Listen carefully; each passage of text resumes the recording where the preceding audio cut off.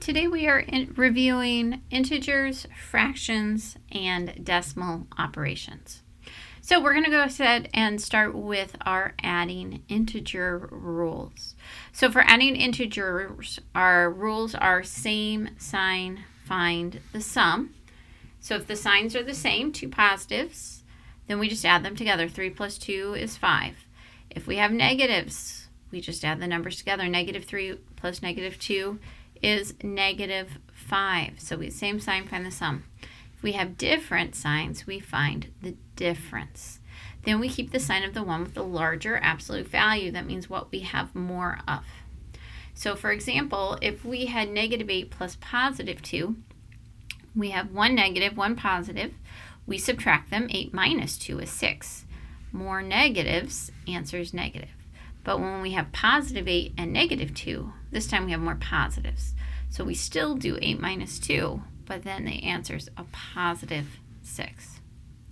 For subtraction and integers, we use our boom, boom rules, or adding the opposite. You can think of it either way. So our first thing we do is we keep the sign in front of the first number in the problem. Then we do boom, change the subtraction sign into addition. And then boom, change the sign of the number behind the subtraction to its opposite side. So negative turns to positive, positive turns to negatives. And then we use our adding integer rules. So if it was negative 7 minus negative 4, we do boom, change to addition, boom, change the sign, it becomes negative 7 plus positive 4. Then we have different signs, so we find the difference. 7 minus 4 is 3, more negatives, answer is negative. For multiplication, our rules are if the signs are same, multiply, and the product is positive. Same sign, positive. Negative 4 times negative 4 is positive 8. If the signs are different, multiply, and the product is negative. So 1 positive times 1 negative is negative. Negative 4 times positive 2 is negative 8. Same signs, positive, different signs, negative for multiplication. That rule's the same for dividing as well. Same signs, answers positive. So two positive numbers or two negative numbers in a division problem give you a positive answer. Negative 4 divided by negative 2 is positive 2. If the signs are different, you can divide and the quotient or your answer is negative. So different signs equals a negative number. All right, so go ahead and pause the video and try these 8 problems on your own. Okay, let's check our answers. Negative 4 plus positive 7, different signs, find the difference. And my answer, 7 minus 4, is going to be 3. All right, and then I have more positives, so my answer is positive. For our next one with 2, negative 6 minus negative 12, we do boom, change to addition, boom, change the sign. Negative 6 plus positive 12 is going to be positive 6. More positives, answers positive. Number 3, I have negative 14 plus negative 3. So same sign, find the sum. 14 plus 3 is 17. I'm adding 2 negatives, so my answer is going to be a negative. For number 4, we have 5 minus 13, so we do boom, change to addition. Boom, change the sign of the next number. It becomes 5 plus negative 13. 13 minus 5 is going to be 8. More negatives, so my answer is going to be a negative 8. For number 5, negative 7 times 9, my numbers are different signs. 1 negative times 1 positive. Different signs, answers negative for multiplication and division. That's going to make it a negative 63. For number 6, we have negative 3 times negative 4. Same signs, answer is going to be positive for multiplication and division. So 3 times 4 is going to give us 12. Number 7, negative 54 divided by 9. Different signs, answer is going to be a negative. This is going to be negative 6. And for number 8, we have negative 36 divided by negative 4. Same sign, answer is going to be positive. For this one, it's going to be a positive 9. Okay, let's go ahead and take a look at our next one here. So for our rules for adding and subtracting fractions. Step 1, find a common denominator. 2, rename the fractions having the common denominator. 3, add or subtract the numerators. 4, leave the denominator the same. And 5, simplify. All right, whoops, went the wrong way. For multiplying fractions, our rules are make fractions improper, cross-cancel diagonally if you want. That one's kind of an optional step. Multiply straight across, and then simplify. If you cross-cancel, a lot of times you won't have to do any other simplifying at the end. But somewhere in your answer, you need to make sure that it's in simplest form. And then our rules for dividing with fractions. We need to make fractions improper if we have mixed numbers. We flip the fraction on the right, so that is keep, change, flip. And then we use our multiplication rules. We can cross-cancel if we want. We multiply straight across. We simplify at the end. All right, so let's go ahead and take a little time to try these problems. You're going to add, subtract, multiply, or divide, and you are going to write your answers in simplest form. Go ahead and pause the video and try these 6 on your own.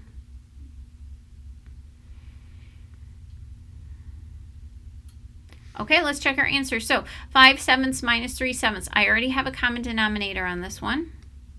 5 minus 3 equals 2. And then the 7ths tells us the size of the fraction. So it's 2/7. All right, for number 2, I have 3/4 plus 5/6. Here I don't have a common denominator, so I need something that's going to go into both 4 and 6. I'm going to pick 12ths.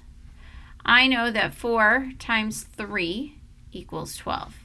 So then I do the same on top. 3 times 3 is going to give me 9. So I have 9/12ths there. Then I'm going to multiply 6 times 2 equals 12. So then I do 5 times 2, which is 10. Now that my denominator is the same, I'm going to add straight across on the top. 9 plus 10 is 19 out of 12. So I have 19/12ths. And then I need to make that a mixed number. I'm going to do my work over here. So 19 divided by 12. 12 goes into 19 one time. And then when I subtract, I get 7 left over. So for this one, I get 1 and 7/12. Let's take a look at number 3. I have negative 2/3 times 6/8.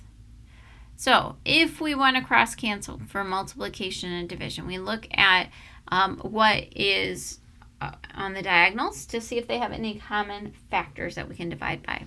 So 6 and 3 are both evenly divisible by 3. 6 divided by 3 is 2. 3 divided by 3 is 1. 2 and 8 are both divisible by 2. 2 divided by 2 is 1. Here it'll be a -1 because that negative is still going to be there. 8 divided by 2 is 4. So now that I've done my cross canceling, I'm ready to multiply straight across. -1 times 2 is -2. 1 times 4 is 4. Then I always want to look and make sure that it's in simplest form. -2 and 4 can still be divided. They can be divided by 2/2. -2 divided by 2 is -1. 4 divided by 2 is 2. So my simplified answer for number 3 is -1/2. All right, for number 4. Again, I need a common denominator. I don't need a common denominator for multiplication or division, but I do for addition and subtraction. Here I have a positive and a negative. Okay, so I'm going to use 12ths for my common denominator. So the -5/12 is still going to be -5/12 plus, and then 1/2 we're going to do times 6 times 6. So I'm going to do 6/12. All right, so different signs, find the difference. 6 minus 5 is 1. 12th stays the same. That's the size of the fraction piece. I have more positive, so my answer is positive. So this one is going to be a positive 1/12. For number 5, I have 1/3 minus -1/12. I'm going to go ahead and do boom, change to addition. Boom, change the sign of the next number. It's now 1/3 plus 1/12. I'm going to change them into both 12ths. I can do that by taking my 1/3 and multiplying by 4 over 4. 1 times 4 is 4. 3 times 4 is 12. So I have 4 12ths plus a positive 1/12. 4 12ths plus 1/12 equals 5 12ths. And then for number 6, I have negative 5/9 divided by negative 1/8. So we do keep, change, flip. Keep the first the same, negative 5/9. We change the division into multiplication, and then we flip. It becomes negative 8 over 1. All right, I don't see anything here I can cross cancel, so I'm just going to multiply straight across. Negative 5 times negative 8 is a positive 40. Same signs, answers positive for multiplication and division. 9 times 1 is 9, so I have 40/9. But I need to make that into a mixed number to get it fully simplified. So I'm going to do 40 divided by 9. 9 goes into 40 4 times. 4 times 9 is 36. When I subtract those, I get 4. So I have 4 and then 4/9 as my answer on that one. All right, so just a reminder of adding and subtracting decimals. The key is to line up all the decimal points in a vertical line. So we have to line up the decimals to line up the rest of the place values correctly. Then we just add normally. So 2 plus 1 is 3. 1 plus 7 is 8. Bring down that decimal. 5 plus 3 is 8. And then I have my 4 that I brought down. So I have 48 and 83 hundredths. That is not neat at all. Let me try that again. Oh, look what I found there. 48 and 83 hundredths. Okay. All right, so here's subtracting. We're doing the same thing. We've got our decimals lined up. We're just going to subtract. 8 minus 1 is 7. 1 minus 0 is 1. Bring down that decimal. 8 minus 3 is 5. And then 4 minus 0 is 4. So we have 45 and 17 hundredths. All right. Let's go ahead and take a look at how to multiply decimals. Multiply decimals as if they were whole numbers. So we have 3 and 77 hundredths has 2 decimal places. 2 and 8/10 has 1 decimal place. That means when we get all the way down to our final answer, we need 3 decimal places in it. So let's go ahead and multiply here. So 8 times 7 is going to be 56. So I'm going to write my 6. I'm going to carry my 5. 7 times 8 is 56. Plus 6 is going to be 61. So I'm going to write my 1. I'm going to carry my 6. 8 times 3 is 24. Plus 6 is 30. Okay, and I'll get rid of these. Then we add a placeholder 0. 2 times 7 is 14. 2 times 7 is 14 plus 1 is 15. 2 times 3 is 6 plus 1 is 7. 6 plus 0 is 6. 1 plus 4 is 5. 5 plus 0 is 5. And 3 plus 7. Yikes. Is 7. Nope. The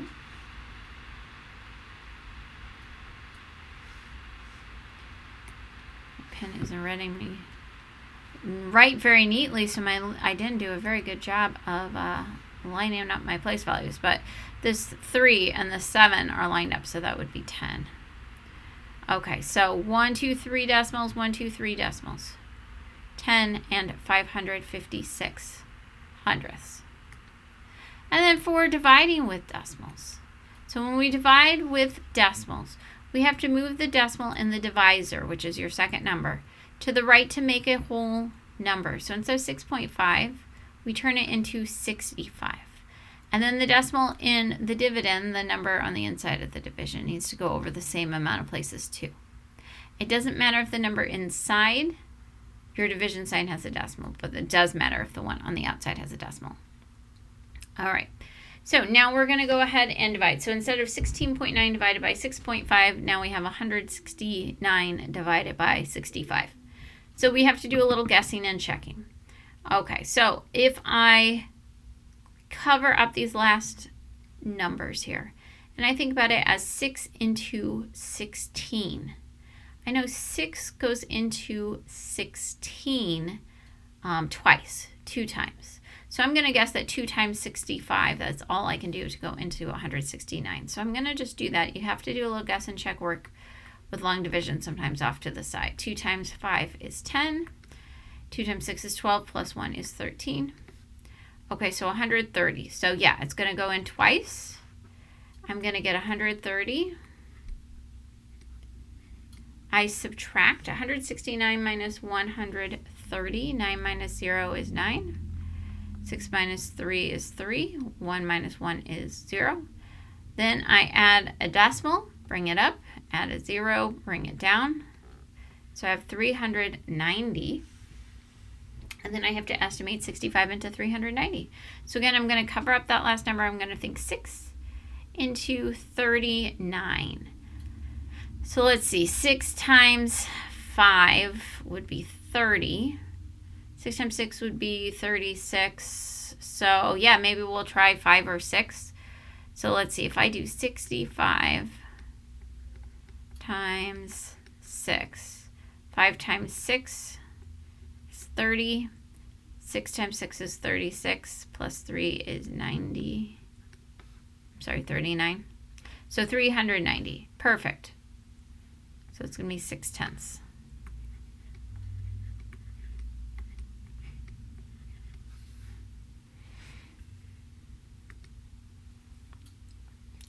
All right, go ahead and pause the video and try these next 4 on your own. Okay, let's check our answers. So for number 1, we need to line up that decimal. 14.8 plus 2.32. I need a decimal placeholder. All right, we're going to add 0 plus 2 is 2. 8 plus 3 is 11. 1 plus 4 is 5. Plus 2 is 7. I do need to make sure I bring down my decimal. Then I have this extra 1 here. So that's going to be 17 and 12 hundredths. Let's take a look at problem 2. 26 minus 15 and 89 hundredths. We need the same amount of decimals for addition and subtraction, so I'm just going to add a 0.00 to my 26. And I'm going to line up those decimal points. 0 minus 9 takes me into the negatives, and I don't have anything to borrow here, so I'm going to borrow 1 from 60. And I'm going to call that 59. And then this one will be a 10. 10 minus 9 is 1. 9 minus 8 is 1. Bring down that decimal. 5 minus 5 is 0. 2 minus 1 is 1. So 10 and 11 hundredths. Let's take a look at our next one. Negative 4 and 9/10 times 5. So I'm going to line it up like 49 times 5. You do not have to line up decimals on multiplication. This one, it just happens to. 5 times 9 is 45. 5 times 4 is 20, plus 4 is 24. 1, 2 decimals, 1, 2 decimals. Different signs, answers negative. So I have negative 2 and 45 hundredths.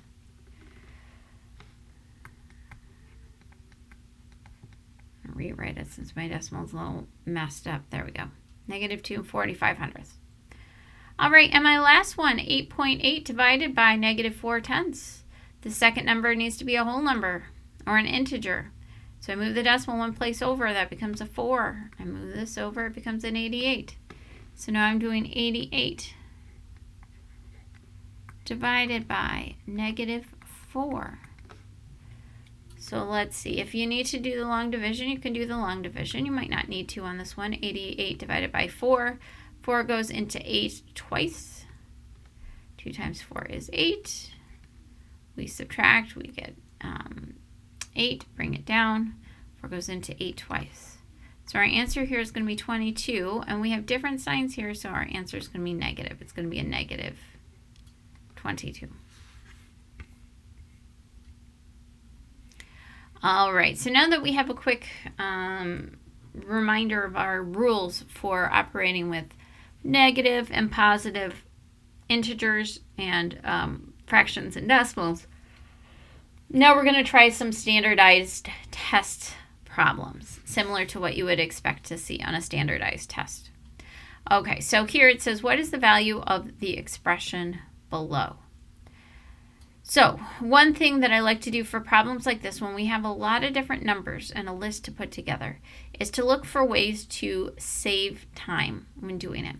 One way is to look at the signs and add all the positives and all the negatives together, and then add those two sets to each other.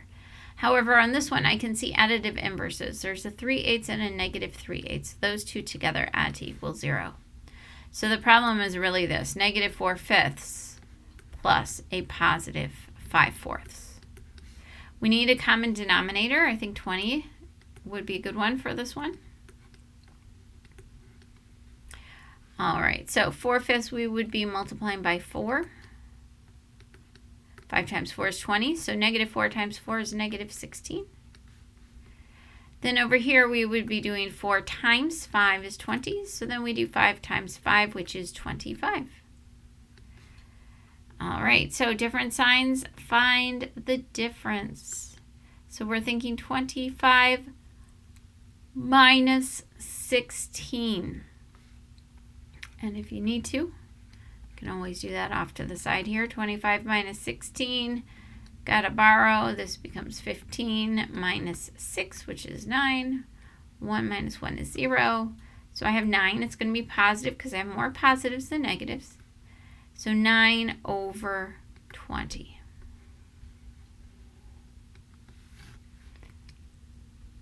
All right, let's look at this next one. Determine which expressions are equivalent to negative 1/4 minus 2/3 minus the quantity 1/2 plus 5/6. Select each correct answer. Okay, so let's go ahead and rewrite this original one without the parentheses, and then we can kind of see what matches that. So since I have this minus sign in front of the parentheses, it acts like distributive. It actually takes that minus sign and applies it to both things. It's like multiplying by negative 1. So this is really like 1/4 minus 2/3 minus 1/2 plus 5/6. All right, so let's see which ones mean the same thing as this. Ooh, I wrote distribute both, but I almost forgot to do it. I did the minus here, but I did not do the minus here. This should also be a negative. It's like doing negative 1. If I did boom, boom, I could make that a plus negative 1. That gets multiplied. Negative 1 times 1/2 is negative 1/2. Negative 1 times 5/6 is negative 5/6. Okay. So let's see which ones mean the same thing. So this would, if I had a plus and I distribute it, it's really the same thing as this without the parentheses. 1/4 minus 2/3 plus 1/2 negative minus 5/6. So no, this doesn't work because there's a plus in front of the 1/2. This one doesn't work for the same reason. There's a plus here. All right, let's see. C, 1/4 plus negative 2/3 minus 1/2 minus 5/6. Well, yeah, here we have a minus 2/3 and they did boom, boom, and made a plus negative 2/3, but that one works. All right, let's see. Here they did boom, boom, made this a negative 1/2, boom, boom, made this a negative 5/6, and then this one was in as subtraction. Yeah, that means the same thing. And then here, 1/4 minus 2/3 minus negative 1/2 plus negative 5/6. So if I do boom, boom, that becomes a plus positive 1/2, and here I have a minus 1/2. So C and D are going to be the ones that work for that one. All right, let's go ahead and try this next problem. So it says over 3 hours, the outside temperature changed an average of -2 and 25 hundredths Fahrenheit per hour. Select from the drop-down menus to correctly complete the sentence. The temperature, we need to decide if it's an increase or decreased by, and you have to pick which amount of degrees from the beginning to the end of the period. Okay, so let's go ahead and take a look at this one. So we know for 3 hours that the average was -2.25. All right. So, what does that mean? Negative means it's decreasing.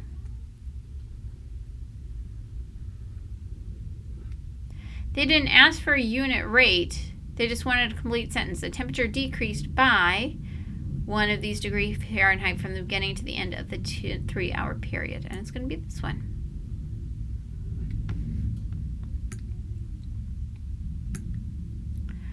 All right.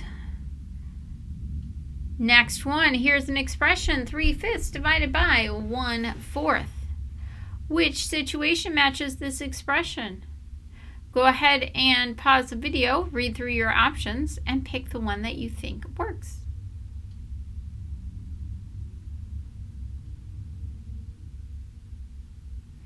All right, so let's see. Which situation matches this expression? An athlete runs 3/5 kilometers in 4 minutes. At that rate, how many kilometers does the athlete run in 1 minute? Okay, B says a teacher fills an empty white pitcher with 3/5 gallons of water and an empty blue pitcher with 1/4 gallon of water. How many more gallons of water are now in the white pitcher than the blue pitcher? C, Mr. Smith has 3/5 pounds of beans. He uses 1/4 pounds of bean each week. At that rate, how many weeks will his beans last? And then a worker cuts pieces of string that are each 3/5 yards in length. How many pieces of string can the worker cut from a piece of string that's 1/4 yard in length? Okay.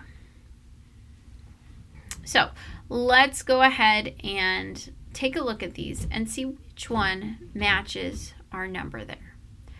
Okay, so for the first one, if I was going to write it out, it would be 3/5 kilometers over 4 minutes. And then if we wanted to know how much for 1 minute, we would have to take this and I would divide by 4 to figure out how much for 1. Now, they don't ask me to actually solve it. I just need to figure out what 3/5 divided by 4 is. This is 3/5 divided by 1/4. So I know A isn't going to work because to solve it, I would do 3/5 divided by 4. All right, let's look at this next one. So we had the 2 amounts of water, and it said how many more gallons? How many more means subtraction. That would be like this, 3/5 minus 1/4. So no, that one doesn't work for the situation. For C, Mr. Smith has 3/5 pounds of beans. He uses 1 pound of beans each week. At that rate, for how many beans will his beans last? So we're taking the 3/5, we're splitting it into groups of 1/4 for each week. So 3/5 divided by 1/4 into groups, taking the 3/5, dividing it into the groups of 1/4 each. That'll tell us how many weeks we have. Okay, so that one works. And then let's see, a worker cuts pieces of string that are each 3/5 yards in length. How many pieces of string can the worker cut from a piece of string that is 1/4 yard in length? On this one, we would start with the 1/4 and then we would divide by 3/5 because we're splitting it into groups of 3/5. So C is going to be our best answer on that one. Okay, let's go ahead and try this next one. All right, so it says a weather forecaster reported that the total amount of rainfall for the month was 7,500 inch. He also reported that this amount was 5,500 inch below the average amount of rainfall for the same month in the last 10 years. The forecaster summarized his findings in this table. So we see amount of rainfall for the month and then compared to the average amount. What was the average amount of rainfall in inches for this month during the last 10 years? Go ahead and pause the video. Try this one on your own. Okay. So for this one, it tells us that it's less than 5,500ths compared to where it normally is. That means to figure out where it normally is, we've got to do the opposite. We've actually got to add it. So we're doing 7,500ths. And we're going to add 5,500ths inches. All right, 5 plus 5 is 10. 1 plus 7 is 8. Plus 5 is 13. So I have 1.3. So 1 3/10 inches is where we normally get rainfall for that month. All right, let's take a look at our next one. On 8 a.m. on Sunday morning, the temperature was 35 degrees Fahrenheit. A student recorded the temperature at 8 a.m. for the next 3 days. Change in temperature from Sunday to Monday was -4 degrees Fahrenheit. Change in temperature from Monday to Tuesday was +2 degrees Fahrenheit. Change in temperature from Wednesday to Tuesday to Wednesday was -5 degrees Fahrenheit. Which number line shows the representing temperature in degrees Fahrenheit on Wednesday morning at 8 a.m.? Okay, so we need to figure this out. So we started at 35. And then we subtracted 4. Or added a -4. You can think of it the same way. 5 minus 4 is 1. And 3 minus 0 is 3. Okay, so at the Monday morning, it was 31 degrees Fahrenheit. Then it said it got bigger by 2, so we add 2. And we get 33. Then it says from Tuesday to Wednesday was -5 degrees. So now we're going to subtract. And we'll have to borrow. Make that a 2. Make that a 13. 13 minus 5 is 8. 2 minus 0 is 2. All right, so we're looking for 28 degrees Fahrenheit for our answer. Looks like that one matches B. All right, and our last one. Which of the following expressions represent a number greater than 1? Go ahead and pause the video and try this one. Okay, let's check our answers. 1/3 times 2. 1/3 times, we've got to make that into an improper fraction, 2/1. 2 times 1 is 2. 3 times 1 is 3. 2 out of 3 is less than 1, and so that's not going to work. It's not greater than 1. All right, 2 divided by 1/3. So if we did it, we would do keep change flip 2/1 times 3/1. That equals 6/1 or 6. So yes, B works. All right, let's see. C, 1/4 times 2/3. Let's multiply straight across. 1 times 2 is 2. 4 times 3 is 12. If we simplify that by dividing by 2/2, we get 1/6. Okay, so that's less than 1. So that one's not going to work. For D, 3/4 divided by 2/3. We got to do keep change flip. So 3/4 times 3/2. 3 times 3 is 9. 4 times 2 is 8. 9/8 is like 1 1/8. That's more than 1. So D works. 2/3 times 3/4. Let's see, I'll cross cancel on this one. 3 divided by 3 is 1. 4 divided by 2 is 2. 2 divided by 2 is 1. When I multiply those together, I'm going to get 1/2. So that one's not going to work because 1/2 is less than 1. And then let's take a look at our last one, 2/3 divided by 3/4. So we do keep, change, flip, 2/3 times 4/3.